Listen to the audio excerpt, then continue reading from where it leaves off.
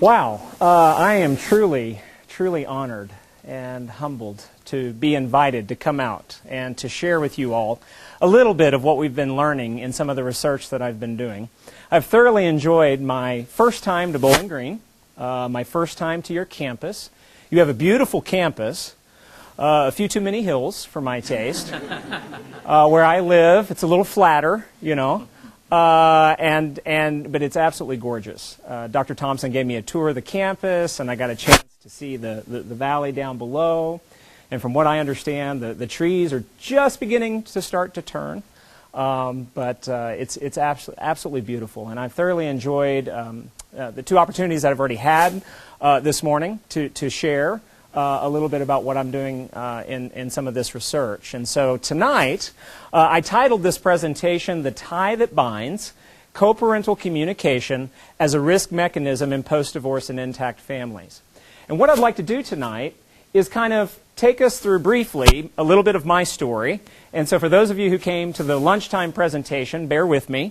You'll hear a little bit of overlap, but I'd like to share a little bit about my personal story because I researched that which impacted me when I was the age of many of you sitting here in the audience. And so I'd like to talk about that for a sec, and then focus our attention on the primary thing that I'd like to talk to you about tonight, which is co-parental communication. What is it? Why is it important for us to study? And then I'd like to share with you a couple of illustrations from my own research, talk briefly about what the implications are about some of this research, and then if we have a little bit of time at the end, I would love to field any questions that you might have about what I'm going to share with you. Sound good? All right. So, when I was 10 years old, my parents divorced, and my biological mother promptly remarried the man that she was having an affair with. And married him within the first 6 months after my parents' divorce. My father ended up retaining custody of me, my younger brother, and my younger sister, which was, not all that common. In fact, to this day, in most divorced families, it's typically mom who ends up with primary custody of the children. But in my family, it was dad. And so what we started was this post-divorce family form, where every other weekend, we would go visit my biological mom and my stepdad. And my stepdad had 2 sons of his own, so, it felt like overnight, 6 months after my parents' divorce, here I am with this whole other step-family situation going on. And this is happening when I'm 10 years old. My dad then kind of did the whole dating scene for about 1.5 to 2 years before he eventually remarried my stepmom. And when he married my stepmom, he and my stepmom decided overnight that we were going to be a family. And so overnight, we were expected to call my stepmom Mom. It was not an option. It was a rule. And so you can imagine, as a child, at this point, I'm now 12 years old, having this particular kind of situation almost sort of thrust on me as a 12-year-old, right? And just starting to enter into the whole adolescent, teen angst time period, which, I don't know about you guys, but if we could just sort of delete middle school and high school, if we could just go from like 5th grade to freshman in college. I mean, don't you think that would be, yeah. So imagine that that's kind of the family scene that you're going through. This is what I'm going through, right? And one of the things that I noticed early on that I obviously didn't enjoy a whole lot was that my dad and my mom wanted nothing to do with each other. So they refused to talk directly. Instead, what they would do is they would send messages through me and through my sister and through my younger brother even. Now that created feelings of tension, what I talked about earlier today, feeling caught, feeling like I was stuck in a loyalty divide between my dad and my mom. And to make matters worse, my stepmom wanted nothing to do with my biological mom. So when we would go over and spend the weekend there, when we came home, it was an unwritten rule in my dad's house that we didn't talk about what we did. We didn't talk about where we went. We didn't talk about any of the conversations that we had. It was a very sort of implicit but covert divisive family atmosphere, if you can imagine that. And that's what I lived until I turned 18 years old and moved out of the house to start college. And so for the better part of the last 20 to 25 years, I've dealt with greater or lesser feelings of being torn between my parents. And even though they've now made peace, and I'm happy to report that they now actually can be in the same room together, without it being World War II, there's still a part of me that feels that implicit sort of tension, that sort of feeling caught, always sort of feeling like I'm balancing the tensions between the two. And one of the things that really made it a lot worse was how they co-parented. And so when I entered into graduate school, one of my primary interests was this feelings of being caught that I talked about earlier today. And in the last 5 years, I've started turning my attention to co-parental communication. Because what I'm about to show you is, a lot of previous research and theory would suggest that co-parental communication is one of the most powerful, impactful forms of communication in the family system. That it is more predictive of how the parents and the kids are doing than is marital quality. So I want to talk with you briefly about what is this thing called co-parental communication, and then I want to show you a little bit of how it works in terms of impacting how young adult children respond to divorce and the impact that that has on their mental health and well-being. So, without further ado, what is co-parental communication? Well, here's a definition for us. It refers to the interaction patterns that emerge as one co-parent supports and or undermines the parenting attempts of his or her co-parenting partner. In this morning's session, I shared, my wife Danielle and I have now been married just over 15 years. And in that 15 years of marriage, I'm happy to report we can count on both hands the number of really big fights that we've had. I'd say about 10 of them, okay, over 15 years. But out of those 10, 9 of them were within about the first 6 to 12 months after our first son was born, okay? Now, what does that say about the transition to parenthood? Well, obviously it says there's a lot of changes that both parents are going through, right? You're renegotiating role expectations. You're sort of thinking through and talking through parenting responsibilities. And one of the big things that really emerged for us was that we had different philosophies of parenting. I know that may come as a bit of a surprise to you. I mean, how many of you would say that your mom and dad kind of had different approaches to parenting? Yeah, that's over half the room, right? Okay. So what co-parental communication looks at is not parenting per se, but to what extent do I support my wife's parenting of our sons? And to what extent does my wife Danielle support or undermine my attempts to parent my 2 boys? We have 2 sons. Isaac is 9, Eli is 8, about to turn 8. And so, even to this day, we still have moments when, I might be in the middle of trying to teach Isaac something, and Mama Bear comes in, right, and you need to back off. You're being a little too hard on him, right? And so we end up having a real interesting discussion about how I really wish you would wait until we're not in front of the kids to sort of iron out our differences of opinion about how we're going to discipline them, right? Or how we're going to raise them, or what we're going to allow them to participate in, okay? Does this make sense? So that's what co-parenting is. It's not the parenting that I do with my sons. It's to what extent does Danielle support or undermine my parenting of the sons, and vice versa. All right? And there are 2 dimensions to it. The first is what we would call supportive co-parental communication, right? And this includes things like teamwork, collaboration, complementing each other's parenting efforts, okay? And of course, the other side of the coin is what you would call antagonistic co-parental communication. And antagonistic co-parenting includes things like undermining and criticizing each other's parenting efforts, okay? It could include things like coldness, displeasure, competition, or anger with one's partner over their parenting efforts. In fact, it doesn't even necessarily always have to be overt.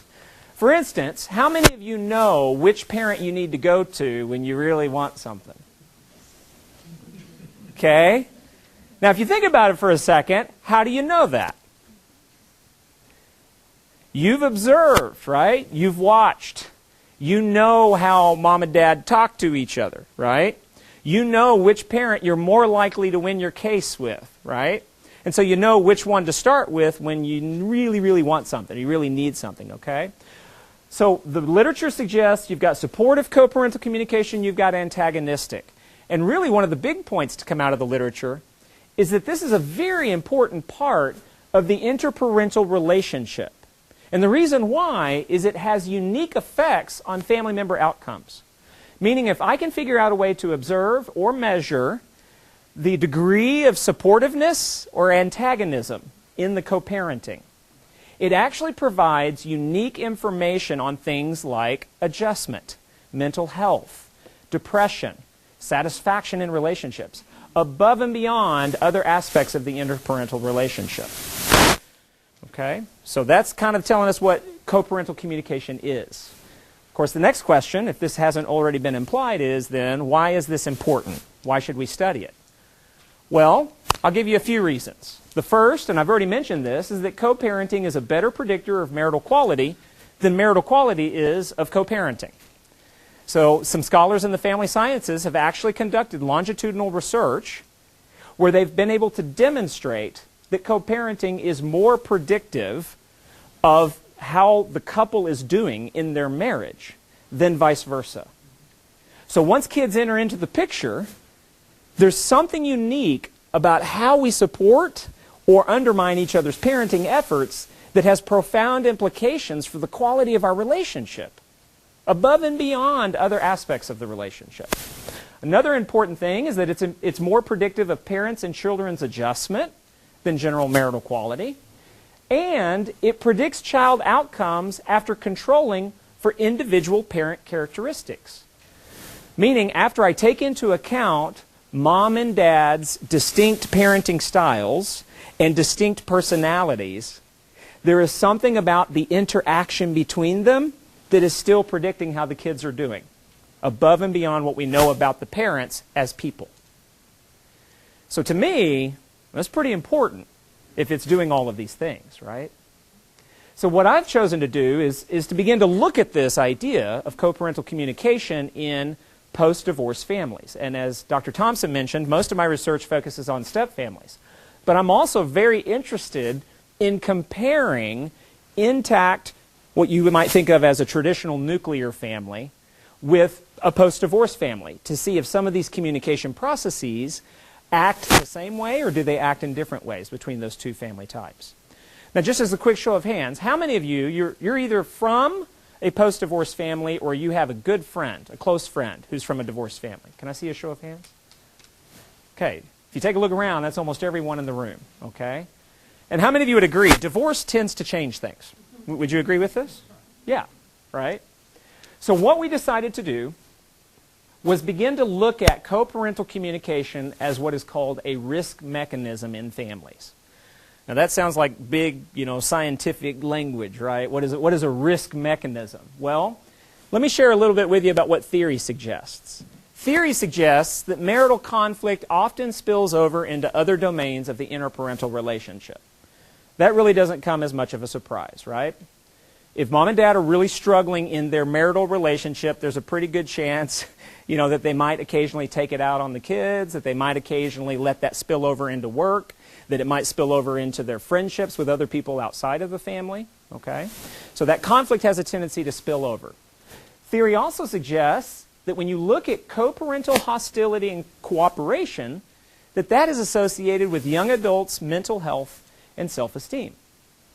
So it's not just how my dad was with me, it's not just how my mom was with me, but there's actually a part of how they are with each other that impacts me. And there's a lot of research that suggests that what children need most, especially young children, okay, ages 5 to 10, is emotional security.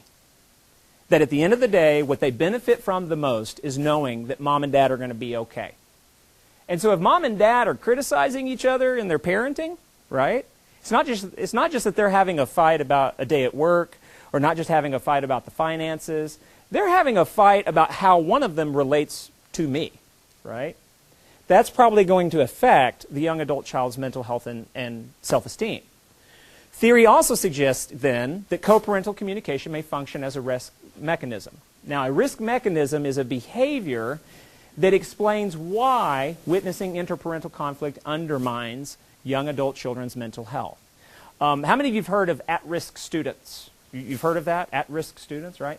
Or risk factors, right? In the context of health, that certain things are risk factors, okay?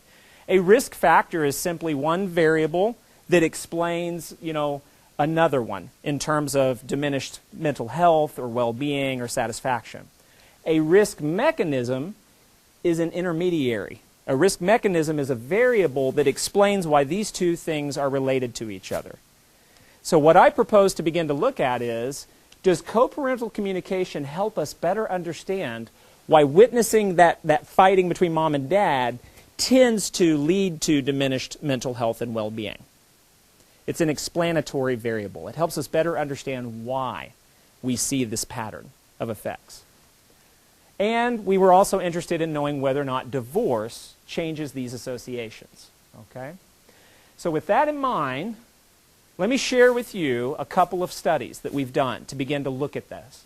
And the first study is entitled Co-Parental Communication as a Mediator of Interparental Conflict in Young Adult Children's Mental Well-Being. And I actually finished this study with one of my master's students. Her name is Jenna Shimkowski, and she's actually at the end of her second year of her PhD program at the University of Denver. And so this project actually emerged in part from her thesis work that she did at TCU. And what we did in this particular study is we surveyed 493 young adult children from intact and divorced families. Now that took a little bit of time. You know, even though we were surveying mostly college students, 493 is a pretty good sized sample. And part of the reason for that is you want enough people from divorced families to provide an adequate comparison with the number of kids that you're getting from intact families. Okay? And what we had them do is we had them fill out a variety of survey measures. A couple of them measured parents' aggression. Okay? So how aggressive were mom and dad being with each other? One of the measures was about what we call demand withdrawal patterns. Have any of you ever heard of that? Demand withdrawal? Okay, nobody raised their hand. Let me teach you real quick.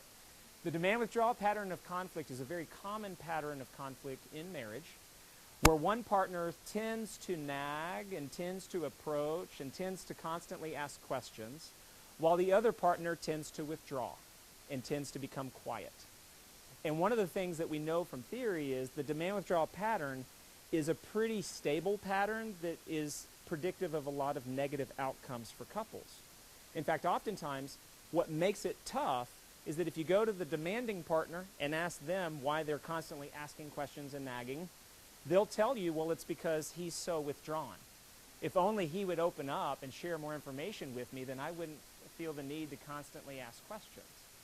And yet if you go to him and you say, okay, why are you so withdrawn and closed off, what do you think he says? She nags all the time. If she would just give me a break, if she would step back and let me breathe for 2 seconds, I would begin to open up. Now, there's a reason why I've sex-typed the roles in the demand withdrawal pattern, because most of the research will tell you, most of the time, not all of the time, but most of the time, it is the wives who are demanding, and it is the husbands that are sullen and withdrawn. And unless they receive third-party help, oftentimes they can't break out of this cycle because they both see the other person's behavior as being the cause of their own behavior, if that makes sense. So we measured not only their aggression, we measured the demand withdrawal patterns, we measured their co-parental communication, and then the kids' mental well-being. So in all of this, we're getting the kids' observations of their parents fighting, and the kids' observations of their parents' co-parental communication, and then the kids' own reports of their self-esteem, their stress, and their mental health. And so in a lot of my research, I use survey data to test a theoretical model. Okay? And so what I'd like to do is show you what the hypothesized model was in this particular study. Okay? We start with mother aggression, father aggression, and the demand withdrawal pattern. And how many of you would be willing to agree with me that we would expect those three things to be positively associated with each other? Does that make sense? The more aggressive I am, chances are the more aggressive you're going to be, right? And those are both likely to be positively associated with this demand withdrawal pattern of conflict. We then predicted that those three things would probably negatively impact the child's mental well-being. Still cool? Everybody cool? Following along? All right. But we wanted to also see how does co-parental communication function here. And so we expected those conflict behaviors to reduce the amount of supportive co-parenting that's going on in this couple, which makes sense. that it would likely increase how antagonistic they're being with their co-parenting, right? And then both supportive and antagonistic co-parenting are likely to have their own unique effects on the child's mental well-being. And so what you're looking at right now is what we call a mediational model. To what extent do supportive and antagonistic co-parental communication carry or transmit the effects of witnessing all of that aggression and that demand-withdrawal pattern onto the child's mental well-being? How are we doing? Everybody cool? All right, so what did we find? Well, before that, after proposing this model, we then asked the question, how does divorce change our hypothesized model? In other words, is this particular picture and what we find, is it generalizable across both groups of young adult children? So, let's talk about what we found. Well, as you might suspect, we found that mother aggression and father aggression are strongly positively correlated with each other, and that they're both also strongly positively correlated with demand-withdrawal patterns, right? We found that supportive co-parental communication is negatively associated with antagonistic, which makes sense. But here's what we found in terms of the unique effects. So mother aggression and demand-withdrawal patterns reduced the child's mental well-being, but father aggression did not. So right from the get-go, we see a little bit of an emphasis on how aggressive mom's being, okay? How many of you have heard, if mom ain't happy, ain't nobody happy? Okay, all right? So we're seeing a reduction in mental well-being, right? Then we find that both mother aggression and demand withdrawal negatively predict how supportive they're perceived as being in their co-parental communication. And the real effect, the real news, is the demand withdrawal pattern. That is a much stronger effect than mother's aggression, okay? We also find that those two forms of conflict, mother aggression and demand withdrawal pattern, positively predict how antagonistic they're being in their co-parental communication, and that antagonistic, in turn, reduces mental well-being. So remember how I said we were testing the mediational effect of this? Well, one of the things that really emerged, real quickly, this term right here, R squared, stands for variance accounted for. So if you imagine how much variability you could explain in a particular outcome, and if you put it on a scale from 0 to 100, obviously the larger the percentage, the more variance you're explaining in that outcome. So right here, you know, with supportive, we're explaining 44% and 40% here, and about 18% of the variance in the child's mental well-being. We also found that the model was identical for young adult children from both divorced and intact families. Now, I have to tell you, that stood out because most of my research tends to suggest that you have different results for kids from divorced and intact families. But we found with this particular model that the co-parenting is acting as the identical kind of mechanism in both families. And afterward, we tested what's called the indirect effects, and we found that antagonistic co-parental communication does in fact mediate the effects of mother's aggression and demand withdrawal on the child's mental well-being. So you'll have to forgive me. For me, this is like really cool stuff. I mean, like my inner nerd is just all excited. Okay? So what are some of the implications that we get from this? Well, one of the implications is that parents' aggression, and particularly moms' aggression, and demand withdrawal patterns negatively affect young adults' mental well-being. We also concluded that antagonistic co-parental communication as a risk mechanism may help us better understand why mother's aggression and demand withdrawal patterns reduce the child's mental well-being. So the more aggressive mom's being, the more likely they're also going to be engaging in demand withdrawal patterns, right? The less likely you're going to see supportive co-parenting. You know, so if mom's already ticked off and we're having a big, huge fight, she's probably also going to be undermining and criticizing dad's parenting efforts, right? And that in turn transmits part of the effect of all of this onto the kid's mental well-being. We found again that the findings applied to young adults from both intact and divorced families. So at the end of that study, we were really excited about what we'd found, and we were excited about the fact that this generalizes to young adult children from both family types. But we were left with a key question. And that question was, why does co-parental communication have such a strong influence on children's mental health and relational quality? In other words, both our study and the previous research that I showed you has demonstrated the potency of co-parental communication, but very little research has explained why. And so in the second study, we turned to feelings of being caught as a possible explanation for why co-parenting is so impactful on children's mental well-being.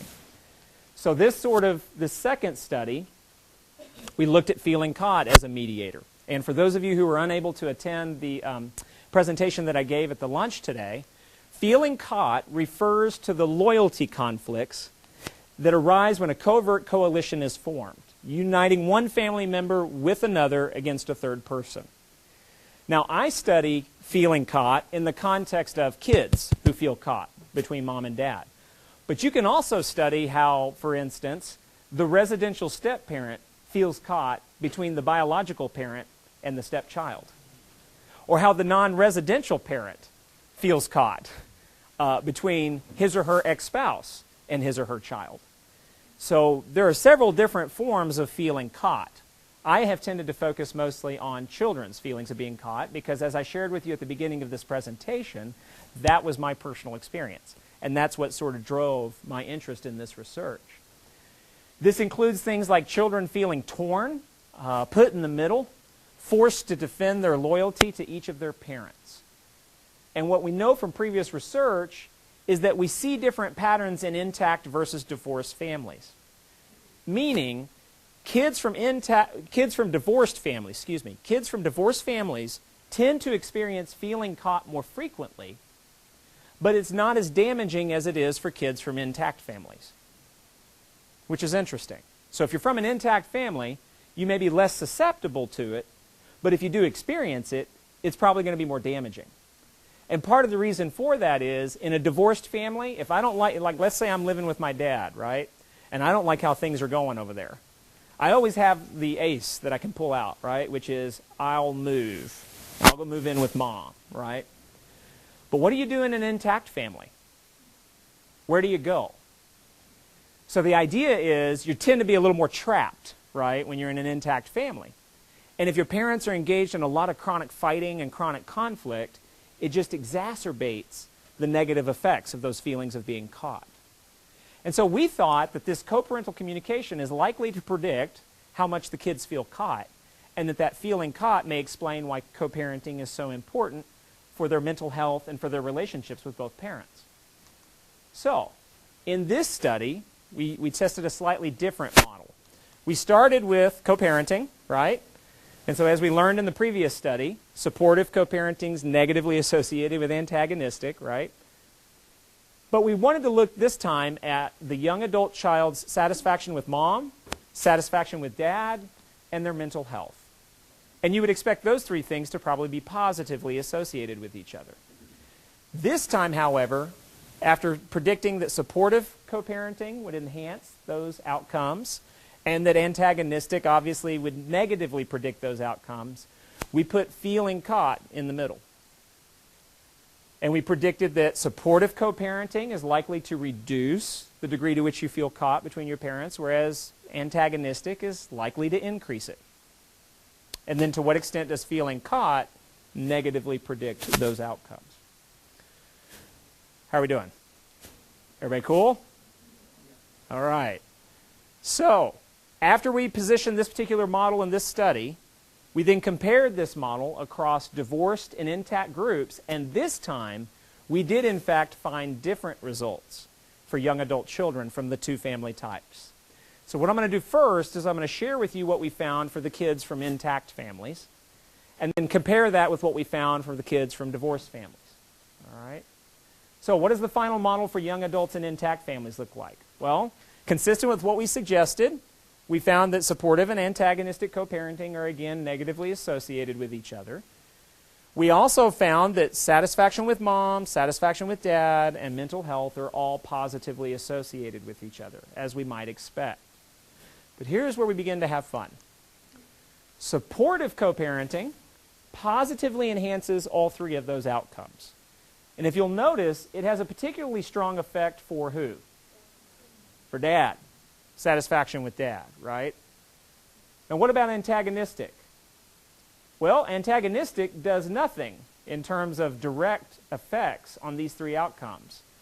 But antagonistic co-parenting does increase the degree to which the kids feel caught. All right? So supportive reduces, antagonistic increases. And then feeling caught, in turn, reduces satisfaction with mom and mental health. So you remember how in that first model I said it was a lot about mom, right? Mom's aggression and the demand withdrawal pattern. Well, here we are again in another study finding that feeling caught negatively reduces satisfaction with mom and mental health. And when we add in the variance accounted for, we can explain 24% of the variance in feeling caught and anywhere from 7% in mental health to 35% in terms of satisfaction with dad. And again, we tested those indirect effects, and we found that feeling caught does in fact carry the effect of supportive co-parental communication and antagonistic co-parental communication to satisfaction with mom and mental health. So for kids from intact families, we think we've identified a pretty important mechanism that helps us better understand why co-parenting is so impactful to these kids' relationships with their parents and to their mental well-being. And it's the idea of feeling caught. It's to what extent I feel like I have to choose between mom and dad. Now remember, these are the results for the intact families. What do we find for kids from divorced families? Well, the results were a little different. Again, we started with a negative relationship between supportive and antagonistic co-parenting. But look over here. Satisfaction with mom is unrelated to satisfaction with dad, which is unrelated to the mental health. But satisfaction with mom is positively associated with mental health. Anybody want to take a guess as to why this emerged? Yeah. I think it's largely because most of the kids in our study that were from divorced families resided with mom. Dad was the non-residential parent. And so it makes sense, if they're no longer living together, then my relationships to both are in fact probably truly independent, right? They're no longer connected that much anymore. And it's really how I'm doing with mom that is going to be associated with my mental health. So of course that raises some interesting questions about what we're going to find with feeling caught. Well, first we found that supportive co-parental communication, however, predicts satisfaction with dad, but doesn't predict satisfaction with mom. So in a divorced family, if dad's the non-residential parent, that supportive co-parental communication is key to dad getting to continue to have a good relationship with his kids, right? Because that means mom's probably serving as the gatekeeper in terms of how much time and attention and energy the dad is allowed to have with the kids. So it serves the dad well to try to have a supportive co-parenting relationship with mom. And of course, that can be challenged when these ex-spouses start dating, right? Because the minute you start hanging out with someone I don't know, I got a vested interest in who's going to be around my children, right? We also found that antagonistic co-parental communication increases those feelings of being caught, and that feeling caught, again, reduces satisfaction with mom and reduces mental health. So it's a very different model, right? It's a very different model. It's telling you that supportive co-parenting in and of itself basically impacts how satisfied I am with dad, and that antagonistic co-parenting does have an effect, but it's only to the extent to which I feel caught. So feeling caught did in fact mediate the relationship between antagonistic co-parenting and the kid's mental health. So, different pattern of results again, depending on whether or not the children are from an intact or a divorced family. So what were the implications from this study? Well, our results underscore a particular form of interparental conflict. And that form is hostile and unsupportive co-parental communication, and that is likely to persist even if the marriage does not. Hence the reason why I titled the presentation, The Tie That Binds. Like even if we end up breaking up and going through divorce, the one thing that keeps us connected as ex-spouses will continue to be our connection as parents to these precious kids. Due to different effects of co-parenting on satisfaction with both parents, we sort of talk about how we think mothers and fathers function differently in the co-parenting relationship, right? And that in turn can create different expectations for children in terms of who's really responsible for the co-parental relationship between mom and dad. Theoretically, we feel that the results identify a risk mechanism, right, feeling caught, that links antagonistic co-parenting to young adults' adjustment. However, we found a lot more support for this in first marriage or intact families than in divorced families. So we found a larger number of findings for our model for young adult children who were from intact families. And so we sort of finished this particular study by talking about what can you do with this practically. And in our opinion, we believe that clinical interventions that promote supportive co-parental communication skills may help sort of reduce or mitigate children's feelings of being caught between their parents. There's an increasing number of states that are beginning to mandate co-parenting education for divorcing parents who have kids. And while that is exciting, we need more research so that we provide the best possible education that we can for these parents, right? So that it's not just based on limited evidence or clinical cases or simple anecdotes. And so we sort of talk about the implications of our results for those training programs. So, at the end of all of this, what's the bottom line? And I love this picture, right? Got dad on one side, mom on the other, and they're not kissing each other. They're kissing their daughter, right? From both sides. Co-parental communication is likely to persist even if the marriage does not. And it is, in fact, the tie that binds. And for children, it can heighten or reduce the negative effects of witnessing that conflict, of witnessing the parents fighting on their mental well-being. And it, again, whether it heightens it or reduces it depends on the quality of that co-parental communication. And as I'm sure many of you have learned in some of your comm classes, right? It's not a quantity issue, right? It's not the frequency thing. It's quality, right? And one reason why co-parental communication is so important is because it can heighten or reduce those feelings of being caught between parents. And so we really are excited about this line of research. We plan on continuing this line of research and linking co-parental communication to other aspects of family functioning in both intact and divorced families, particularly when it comes to things like relational uncertainty. So once the parents have divorced, it introduces a lot of relational uncertainty to the children, and how does that in turn sort of combine with patterns of co-parenting to predict the child's mental health and well-being.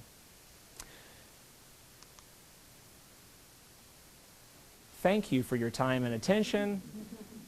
I am now open for cross-examination. And once again, I'm still trying to figure out what this particular mascot is. But thank you for having me to Western Kentucky University.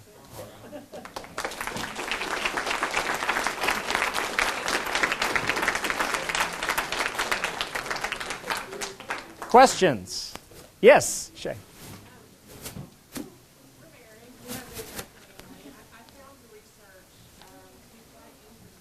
Thank you.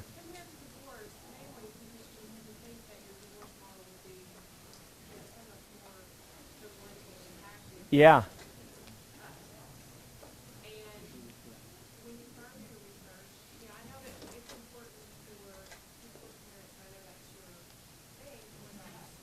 Oh, sure.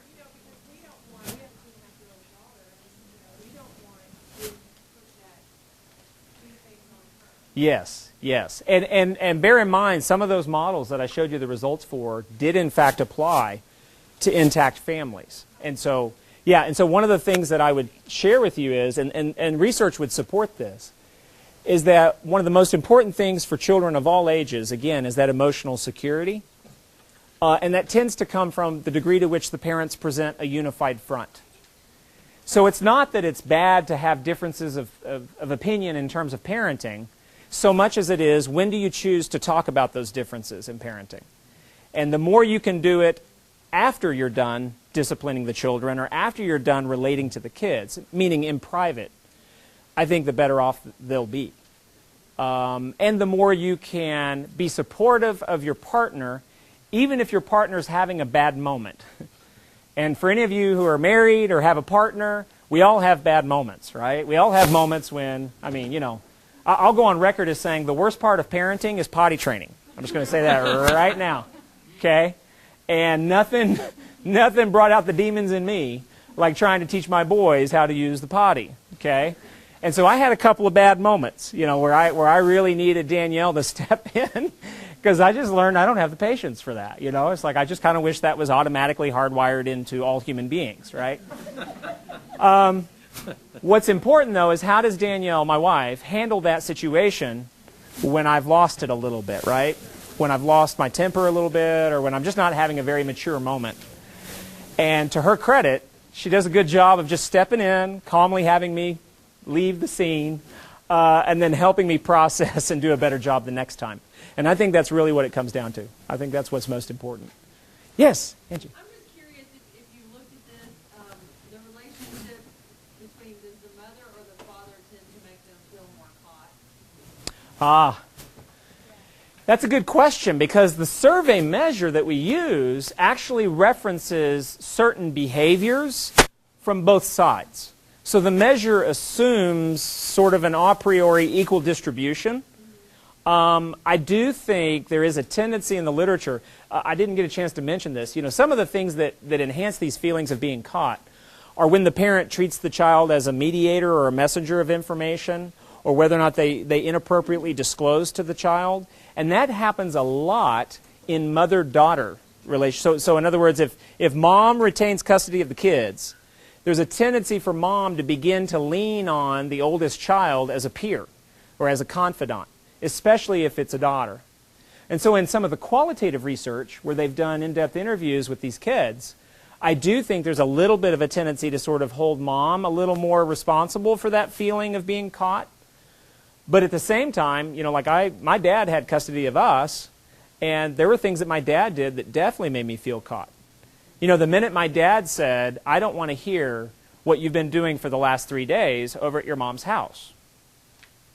Well, that implicitly creates a situation now where I feel like I have to hide a part of who I am or what I've had happen to me in the last 3 days from my dad. So, yeah. I don't know if I answered the question, but yeah. Yes? But don't you think that has something to do with your father-son? Like we talked about the mother-daughter connection? Sure. Feeling of being caught? Sure. That had the same impact as the father-son connection too? It can. And that's really what I think Dr. Jerome's asking, is do we have any research to support whether or not one parent in general is more likely to create those feelings? And I think the answer is no, we don't. It would be interesting to sort of study that, but we would have to change the survey measure. Because the survey measure says things like, how often does your mom tell you things about your dad that you wish she wouldn't? How often does your dad tell you things about your mom that you wish he wouldn't? And it gives you kind of a global dyadic report of that feeling caught. Yeah. So we have to tweak it. Yes? So, have you looked into, like, if they don't criticize each other in front of one another, but they're like, I'm going to do this, just don't tell your dad, kind of thing? I haven't researched that specifically, but that would be kind of an interesting tactic, I guess, or a strategy that some ex-spouses may use, right? To try to, because oftentimes what they're doing when they're doing that, they're doing one of two things. They're either coping with the aftermath of everything that's happened to them, right? Or they're seeking information, right? So oftentimes you get that when, you know, mommy now has a new boyfriend, and dad wants to know who this guy is, right? Or dad has a new girlfriend, and mom's real curious to know who's, you know, moving in on her ex-spouse, even though she hates her ex-spouse, but she didn't want anybody else to have her ex-spouse, right? So she's sometimes fishing for information from the kids. And unfortunately, a lot of these parents, either because they lack a certain degree of emotional maturity or because they just don't realize the effect that their behavior is having on the kid, right? That's a lot of it. A lot of these parents, when I've done these talks with people in the community, and I actually was very blessed to have a chance to be on, there's a radio program sponsored by PBS, and it's in Dallas-Fort Worth, and it's on 90.1 FM, and it's called Think. And it's hosted by Chris Boyd, and she had me on the radio show, and it was actually broadcast on NPR. And for an hour, she interviewed me about some of this research, and for the last 30 minutes, we actually fielded calls from parents and step-parents who were calling in, which was a total trip. It was really cool, but I was like, it's so funny. I wasn't even thinking, like, I went over there all suited up, and we're in this little booth, this little radio booth, and I was like, why did I suit up for this? I have no idea. Nobody can see me, except for Chris, and, she was totally casual, and I'm sitting there all looking like this, right? But fielding calls from these parents and step-parents was just, it was gut-wrenching.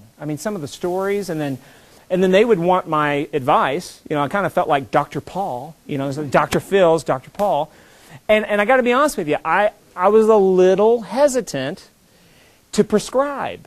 Our research is primarily descriptive, right? I explain to you or I describe to you what we're learning in these processes, and then I hope that you take something from it that you can apply to your own life. But I got to tell you, you got to be real careful when you start prescribing things. You got to have a ton of evidence behind you to say, hey, here's how you should handle the situation in your step family. I was real hesitant to do that. But a lot of these parents would call in, and oftentimes it was one of those two things. They were either trying to make sense of all of it, cope with it, or they found themselves kind of seeking information about what was going on in the other house and not realizing the effect that was having on the kids. Yes? I was just curious because you talked about, intact families and divorced families, but in divorce, like, there's several different formats for a divorced family. Sure. I think. Sure. I guess in family in general, but like you talked about how, I can't remember what part of the model, but had to do with the fact that the kids primarily lived with mom, so dad was in the picture but absent. And then there's also situations, well, much less common, where mom is the one who's more absent. Sure. And then there's also the situation where it's 50-50, where Yep. every other week or however you split time to be half and half. Sure. And it seems to me in those situations, they're just by the nature of 50% of the time being with each parent, there's a lot more co-parenting that has to go on in order to function. Sure. And so do you have any research about like the difference between one parent being absent, where one parent is calling most of the shots and the other one's just, along for the ride, versus where it's genuinely like day-to-day co-parenting? Yeah, no, that's a great question. And really, a lot of times, whenever I share what we're finding in the research, a lot of people's initial reaction is to start thinking of all of the other factors that could change the results, right? So in other words, if you're not controlling for this, whatever this is, does that change the nature of what you've found here? And it's a great question. What we have seen in most of the research, not just mine, but like if you looked at the entire body of literature, roughly 75 to 80% of the custody arrangements place the children with mom. 75 to 80%. Now that doesn't mean that the findings might look, they might in fact look different in a situation where you've got a 50-50 co-parental communication situation going on. One of the things that I would remind us of is when we're talking about co-parental communication, when do you think those interaction patterns began to take shape? When you had a kid, right? Now we're surveying young adult children, some of whom, their parents may have been divorced 2 years, some of whom their parents may have been divorced for 12, 15 years, right? But those co-parental communication patterns that started when the children were born, they tend to reinforce themselves over time. Okay, so in other words, it's not like, oh, we were super supportive in our co-parenting in years 1 through 5, but then the turning point was year 6, when Bobby entered school. And when Bobby entered school, all of a sudden, it usually doesn't work like that. In other words, they tend to reinforce themselves over time. And so what we found with a couple of these studies is, even if you control for the length of time since the divorce, the pattern remained the same. So that's interesting to me, right? Because it really is getting at the communication, the interaction patterns themselves. And it's not that these demographic factors don't make a difference. They do. But the question is, how big of a difference, right? So remember how I was talking about variance, 0 to 100, how much of the variability in an outcome you can predict? If I told you that custody arrangement only accounted for 5% of the variance, but that co-parenting accounted for 45% of the variance, you see what I'm saying? The custody arrangement, yeah, it's still a factor, but it's not the most meaningful factor, theoretically, in terms of helping us understand how they're doing. But that's a good question. It's a good empirical question. You've been very patient. Thank you. Yes. I'm doing my thesis on stepfamilies. Great. Comparing and contrasting stepdaughters and stepfathers' relationships with stepsons and stepmothers. Okay. From this stepchild's perspective. Yeah. I guess in your professional opinion or your personal experiences, how would you say that gender plays a role if the stepchild and stepparent will have a positive or healthy relationship? That's a good question. I know of some other scholars who've done some research on gender differences and have also looked at, for instance, the role of the stepmother in particular. Because of Cinderella, because of other pop culture references to the role of the stepmom, the cultural construction of stepmother tends to elicit more negative impressions and connotations and reactions than stepfather. In fact, most cultural constructions of stepfather are relatively absent compared to stepmom. In my own research, I had a data set from my dissertation where I actually compared stepsons and stepdaughters' perceptions of how the stepfamily was doing overall based on whether or not their primary stepparent was a stepdad or a stepmom. And I can send you the link if you'll email me afterwards. You can take a look at it and see if it's helpful. What I found is that when they identified stepmom as the primary stepparent, they tended to perceive the stepfamily more negatively overall than when stepdad was the primary stepparent. Now, there could be a whole host of explanations for that. I think part of it is the bond between mother and child. I think there is a mother-child bond that transcends the bond that any child has with a dad. That's just my personal take, and I think there's a lot of research that would support that. And so when you look at a stepmom, I shared earlier, the word step just means substitute. So when you say stepmom, it's a substitute mom, right? I think that in some ways for a lot of kids threatens their sense of security and threatens their sense of identity. The idea of having multiple moms for a lot of kids is a little harder to swallow than having multiple dads or having a dad who I don't really see that much anymore, but then I got my stepdad and I kind of think of him as my dad, if that makes sense. But it's a good question, and again, it's one of those questions that there's research waiting to be done, to help us look at some of that. It's good. Other questions? Yes, sir. Dr. Thompson made it really clear that research is obviously very important to you.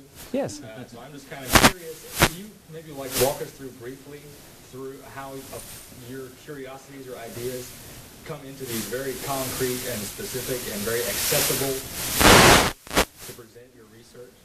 That's a great question. I will tell you just a real quick story. I've had moments.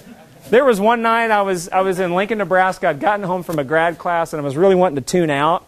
And so I don't know how many of you watch ESPN Sports Center, but that's kind of like my way of unwinding and relaxing. And I got some Taco Bell, which was my first mistake. And I had some Taco Bell, and I kid you not, I'm halfway through an episode of Sports Center, and all of a sudden I get an idea for a series of studies. And I grabbed the Taco Bell napkin, and I literally just started writing. It was a moment when the muse was talking, and I was listening and scratching it out.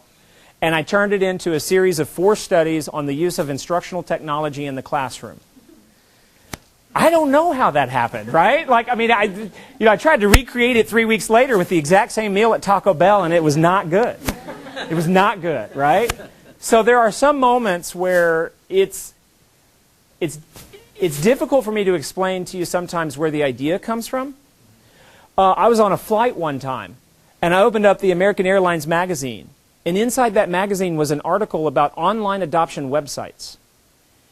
And the magazine was selling a service to help parents craft the best possible online profile to increase the chances that their kid would get adopted. And that struck me as wrong in about 100 different ways.